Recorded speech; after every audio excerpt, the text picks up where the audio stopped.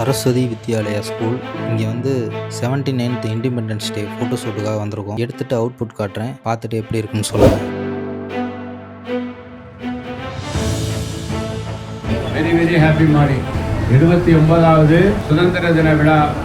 பெண்கள் வளர்ச்சி தான் இந்தியாவிற்கு முக்கியம். இந்தியா என் தாய் நாடு. இந்திய மக்கள் அனைவரும் என் சகோதர சகோதரிகள்.